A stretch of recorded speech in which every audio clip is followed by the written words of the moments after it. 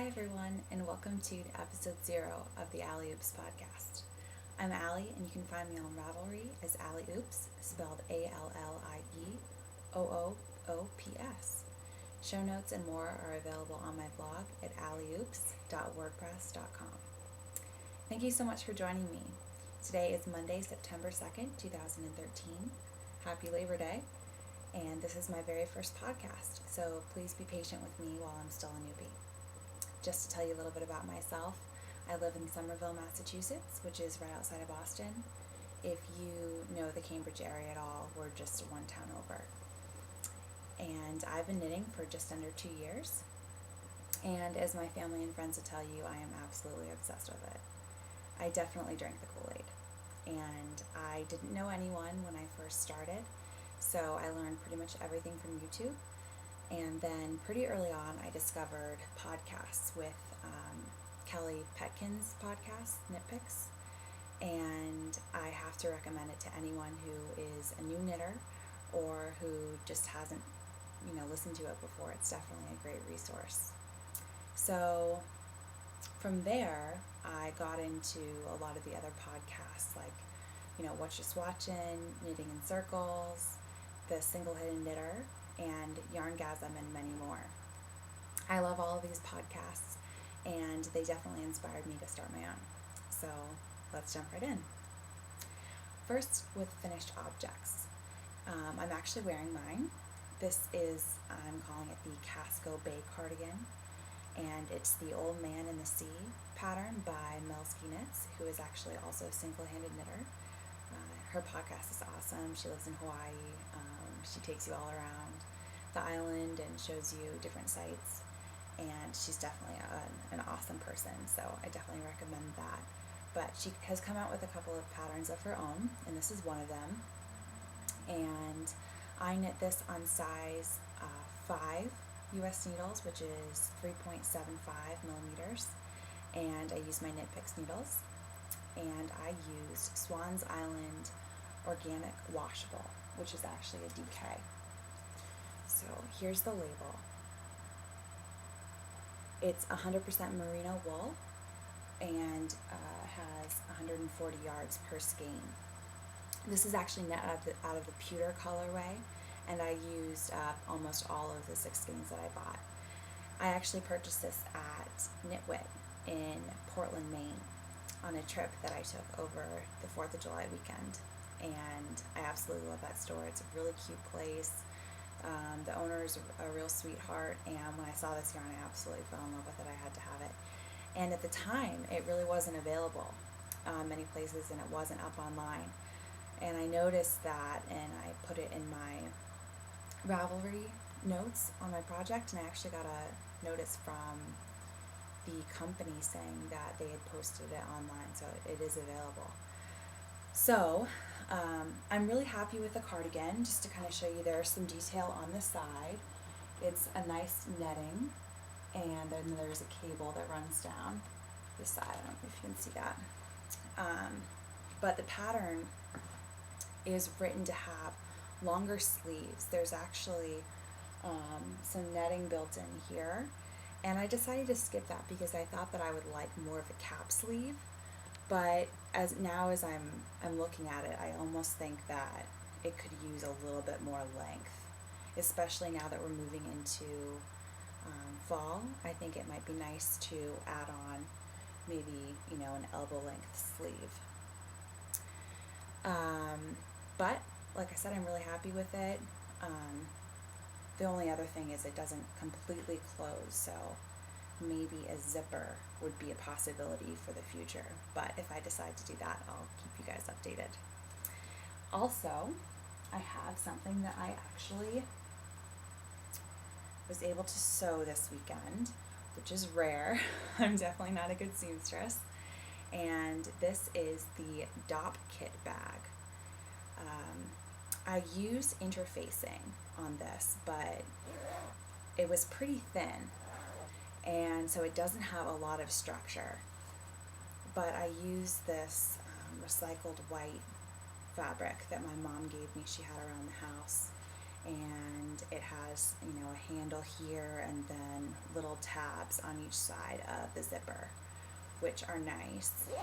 And I think it'll be good. It'll be a nice place, to throw some socks into and throw them into my purse. And I got the instructions or the tutorial from a store in the south end of Boston called Gray's Fabric and Notions. And it's a really cute little fabric store. And if you're interested in making a drop kit bag for yourself, let me know and I'll put you in touch with the owner at the fabric store, and she can sell you the instructions. Next, I have it's kind of a hoe. It's not really a hoe. It's only one sock. And these are I'm calling them my end of summer socks. And it's just plain stockinette. I did them toe up. Usually I do my toe up socks 2 at a time, but since this is self-striping and I added in an afterthought heel, I wanted to do them each one at a time. I haven't sewn in my ends yet, but I'll definitely get to that. And there should be a second sock on the way. This is knit out of Hiawassee Creek Dye Works, the Lodge sock base, and it's fingering weight. I actually thought that it was sort of a light fingering. Here's her card, and you can find her yarns on Etsy. This base is an 80-10-10 MCM, which has 423 yards per skein, and the colorway is Sunshine and Summertime, which I think is kind of appropriate for these socks. So those are all of my finished objects. I do have some things that are currently on the needle, and one of them is something that I'm really proud of, and I should really love this, considering the amount of time that I've put into it. This is my Soho cardigan, which is actually the featherweight cardigan, which is designed by Hannah Feddick.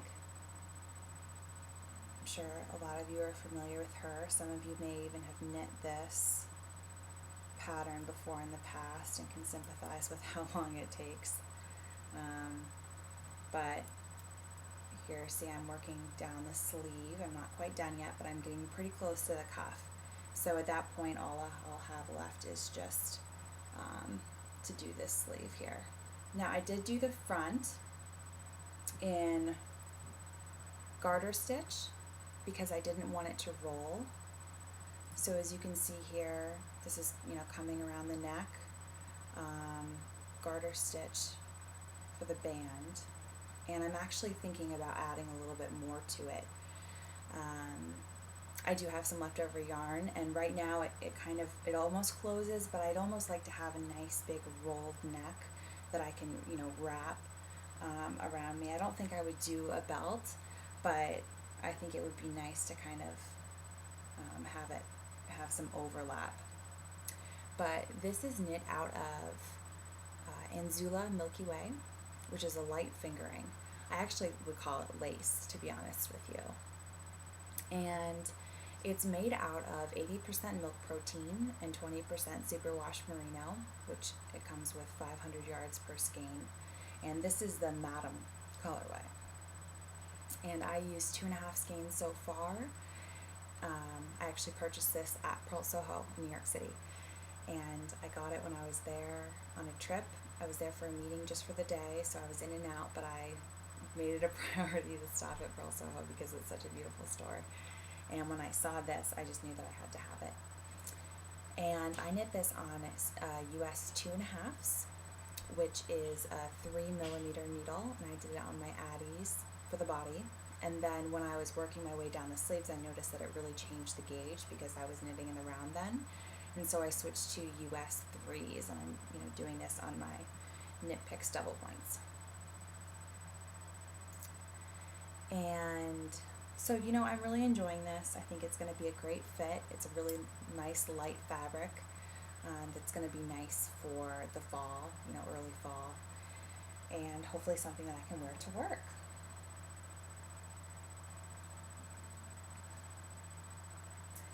My other work in progress is something that has been on the needles for a really, really long time. So my sister got married in March, and leading up to the wedding, she told me that she wanted a blanket. We needed her a blanket, and I told her, honey, that is going to take me way longer than 3 months to do. I'm going to need a long time to do it, so be prepared to give me the full year of time to get your wedding present over to you. So that's what's happening. I started it in January, and a lot of time has passed, as you know. This is actually living in my wool. Where it goes. Wool is an essential part of any high fiber diet. I got this at my local yarn store, and it's made by Fringe Supply Co., which I believe is on Etsy if you have any interest in picking one up. It's definitely a nice sturdy bag for this. And here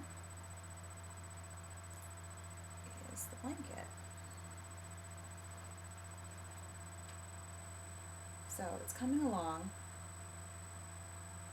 So far, it looks like it's got more than it really does. It's probably about 2 feet long now, and I've got a long way to go, so this is going to have to become a priority in the next couple of months. I think part of the challenge is that it's been really hot, obviously, in the summertime, and it's no fun to have a blanket on your lap, so hopefully as it cools down, I'll be more motivated to make some progress on this.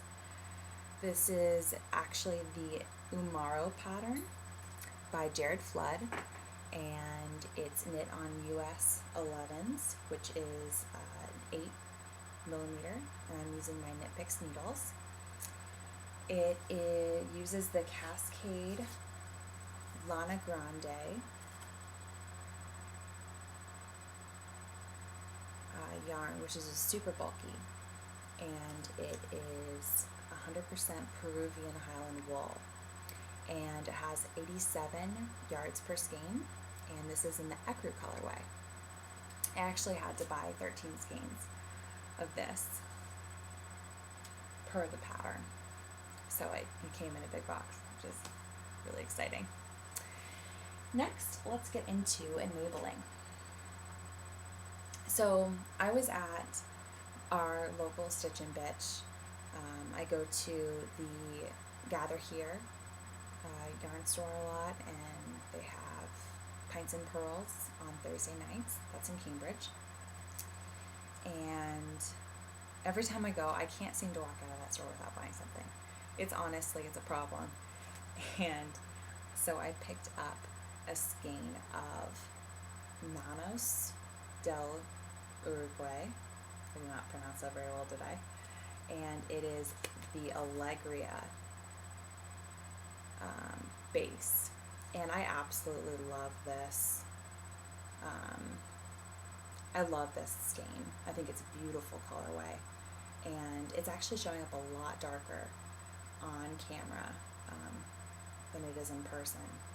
It's a little bit more muted than this, but to be honest with you, I think it's absolutely beautiful. Now, I usually steer away from really variegated yarn because I don't know how it's going to knit up.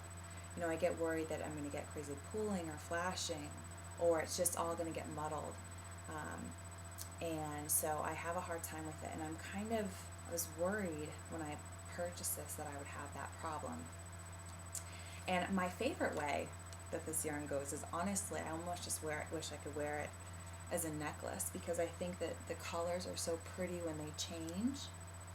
And so what I'm thinking about doing is actually using a pattern by Knitted Bliss, and what it does is it leaves a big section of the yarn just as it is, in the strands, and then it knits a small section, and then it goes back around and around and around, so all of the colors would hopefully stay together, and you could see just the beautiful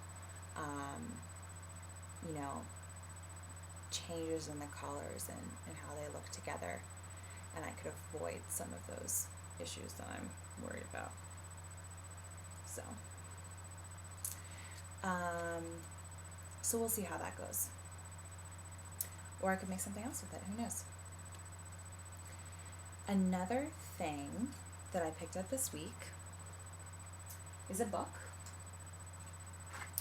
and it's called Knitting Architecture by Tanis Gray.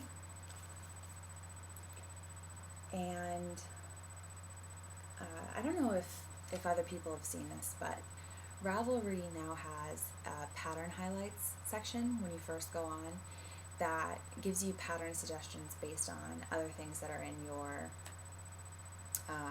favorites or other projects that you've worked on. And I really liked some of the recent suggestions that they gave. So when I saw this book, I got a kick out of it because like 3 of my pattern highlights were in this book. Here's one that I really like a lot. See, I like a lot. I bookmarked a few. This one is King's College by Marie Munion, and it's a pretty sweater.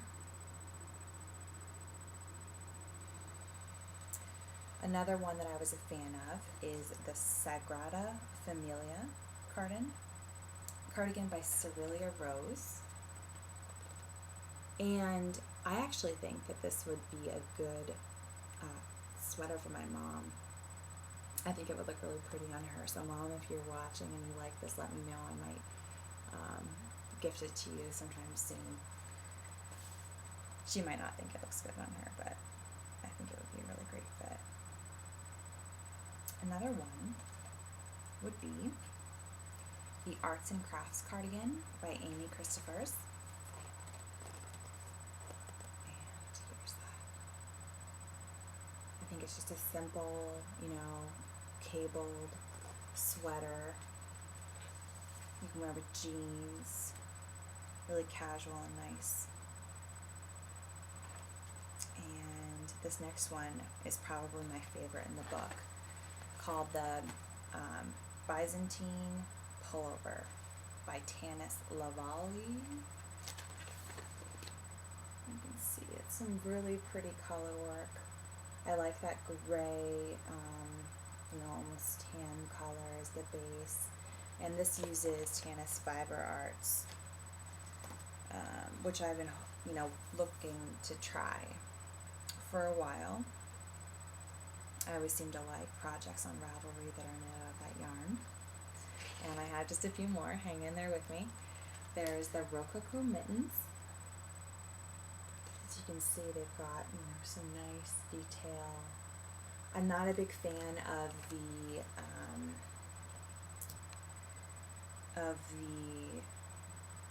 pointed mittens, so I think that if I knit any of that style, I would probably just round it out. But this is designed by Jane Dupois. And second to last, we have the Tower of Pisa Shift. And this is designed by Vera Valimaki, and I absolutely love it. I think this is a great pattern. I've knit a few dresses before in the past, and I seem to notice they get a little bit saggy, so I don't know if this would be something that I'd love in the long term, but it's definitely my style, and I think it would be really fun to knit. There's some nice detail switches between stockinette and garter on the way down to give it some good visual interest. And lastly, we've got the Hotel Tassel Wrap. I think that this is just a beautiful shawl. It's got a lot of nice drape to it. It's almost like knit in a mesh lace. Simple pattern. But it's got some good symmetry to it. And this is designed by Asa Tricosa. So, there's a lot of other patterns in this book that I didn't mention. Those were my favorites, but if you have any interest in this book, I would definitely recommend it. Once again, it's Knitting Architecture by Tanis Gray. So that's it for enabling. I think that I'll probably have some more to show you next week. I did do a little bit of online shopping, but it hasn't come in yet, so there's more to come. And just to talk about what's coming up in the future, I am pretty close to being done with that featherweight cardigan, so when it is finished, I think I'm going to move on to starting my Rhinebeck sweater. And I do have it all picked out. I have the yarn. It came in from Australia. Hint, it's skein. And I'm really excited to start it, but I'm holding off until I finish this never-ending featherweight. And other than that, I think that I need some small projects on the needles. The Mustache podcast recently did a review of the Dishcloth Diva book, and so that really inspired me to knit some washcloth. So I got some Knit Picks yarn, and I think that will be coming down the pike soon. Now, I think the last section that I'll be doing every week is just a quick life update, and probably the biggest thing going on for me right now is training for a little sprint triathlon that I'll be doing on Saturday, and it's down in the Cape, and it might sound impressive, but really a sprint triathlon is just a short little swim. Mine is 250 meters, and then a 10-mile bike, and then a 5K run. So it's definitely doable. I've never done a triathlon before. It's going to be my first time, and I'm going to be in a wave with other first-time triathletes. So I'm hoping that no one will be super intense going into the water and kicking and thrashing around, but we can all just calmly do our thing. No one needs to get hurt, and so I'm looking forward to that. So my roommate is actually doing the same thing. She's not doing the exact same race, but the same distances, and hers is going to be on Sunday. We tried to sign up for the same race, but she signed up first, and then I procrastinated a little bit and didn't get into the same race. So we went to Walden Pond today, which is this awesome place. I had never been. I can't believe I didn't even think to go. But it's a pond, I'm sure everyone knows Walden Pond from Thoreau's writing, but everyone just swims in this pond. And the length of it is probably maybe a mile, but the width is like a quarter mile. So this was perfect for us to go train. We just hopped in the water, did a little bit of swimming, and then we took the bike path that extends all the way from Somerville, where I live, all the way through Bedford, which is pretty close to Walden Pond. And so overall we biked about 17 miles, and then we did a quick 2-mile run just to get the feeling of the transition. So I felt okay. It certainly wasn't fast. We were going pretty slow, just taking our time, going through the distance. And so I have a little bit more confidence that I'll be able to do this on Saturday. So I guess that's it for this week. Thanks again for tuning in, and I'll be back next weekend, hopefully with good news about my triathlon and lots of knitting progress. Thanks again. Bye.